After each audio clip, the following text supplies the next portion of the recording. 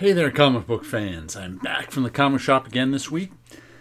And it was a pretty light week at the comic shop for me because the Diamond books didn't make it into my shop this week. So there's about 5 or so Image comics that I was supposed to get this week, but I'll have to pick them up next week. But first, only 3 books this week. But first I'll show you top of my printer museum comics of the week. We've got Flaming Carrot. Was this number 2? Yes, Mr. Death.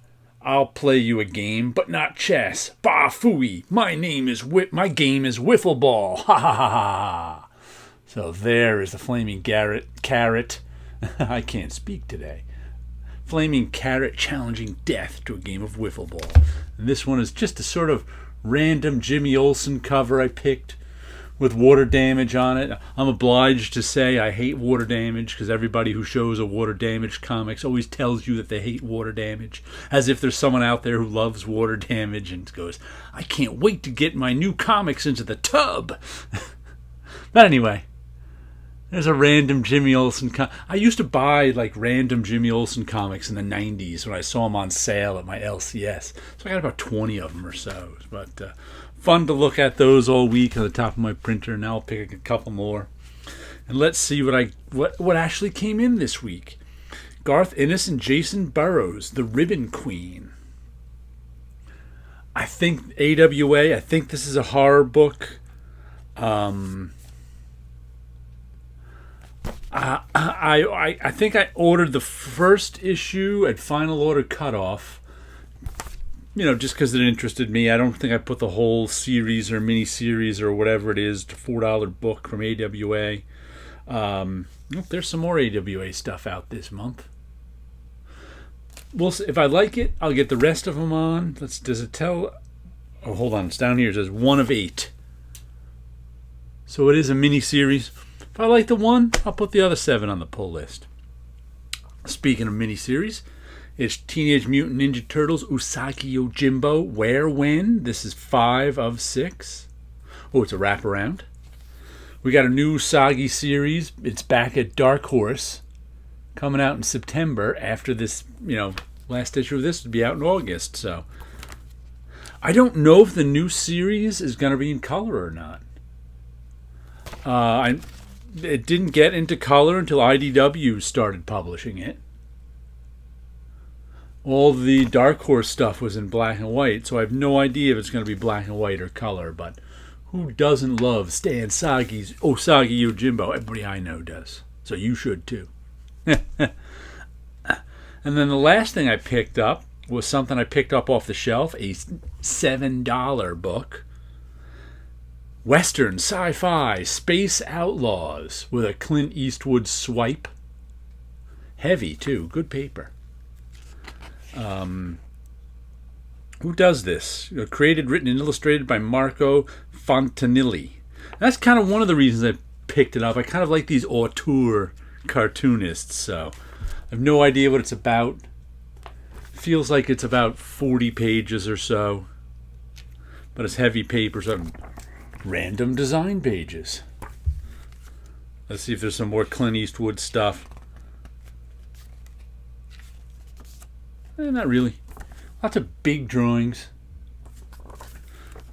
Hang 'em high. More big drawings. Like I said, $7 is a little steep, but I liked the design of the cover. I like the Clint Eastwood swipe. In general, it looks pretty cool. So just some red and black. I liked the look of it, so I was like, you know what? I only got 2 books. I may as well get another big one.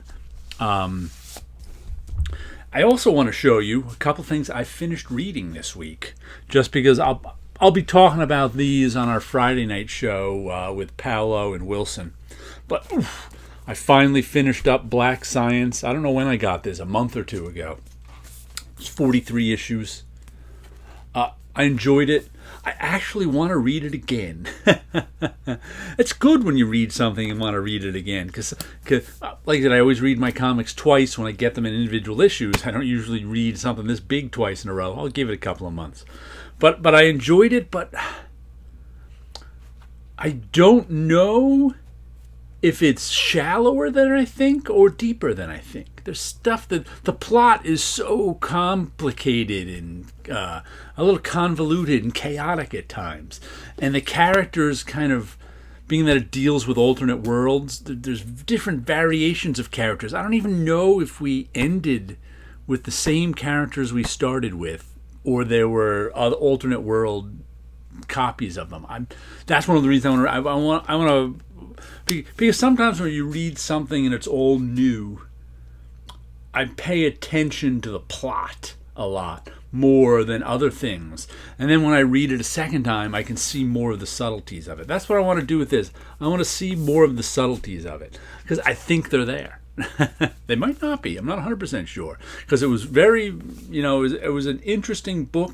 Like I said, lots of twists and turns and changed concepts at times, and all of a sudden, and there's parts of the plot where I don't know if they were true or not. But good stuff. Black Science, Rick Remender, Matteo Scalero with Maurino Denizio and Dean White on colors. But yeah, and the other one I finally finished, Trots and Bonnie. I may have got this for Christmas. maybe even 2 Christmases ago. I don't really remember. But this is a collection of comic strips that were in National Lampoon. So they're bawdy comic strips. With Shari Flanagan is the cartoonist, and she made it look like an old time comic strip. And it's about a girl. I think she's in around junior high age, but there's lots of adult hijinks going on. There's a couple of color pages, and it used to appear monthly in National Lampoon. So the strips in here are from like the early 70s to the early 90s. And I also liked in the back, she gave us, there's an interview with her too from a while ago. I don't know when I think the interview is not new.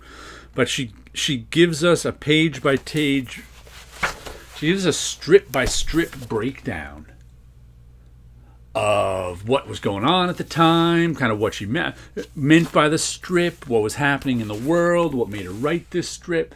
Sometimes who gave her the punchline to it. So this was I really liked this behind the scenes look at the back. There's also some sketches and things like that in this back interview part. There's a random sketch.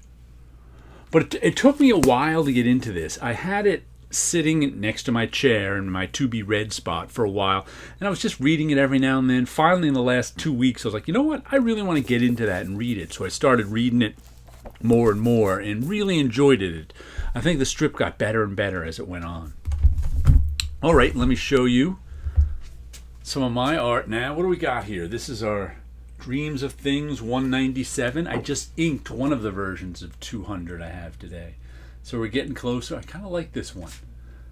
And it's kind of similar, where's this one here, to 196 in that, I also did a couple of monster. I haven't done these in a while. My Monsters on Comics. I take an old ratty comics page and I draw a monster on it with black marker and white pastel.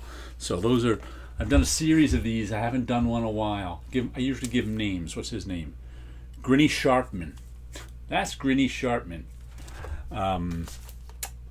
Where we go? Let me put those down here. They're going to fall off. Here's the other one. You can see them side by side. Sometimes I get these themes going and don't realize that we have two big faces both looking that way. Of course, here we have a full figure and here we have just a head. But those kind of themes repeat themselves here and there. But that's some of those new oranges and old oranges in there.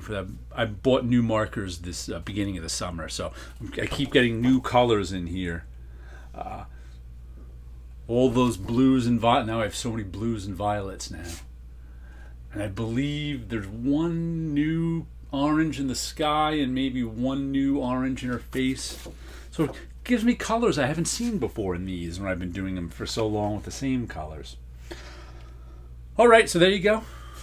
Some comic books, some artwork, and you guys have a good week out there.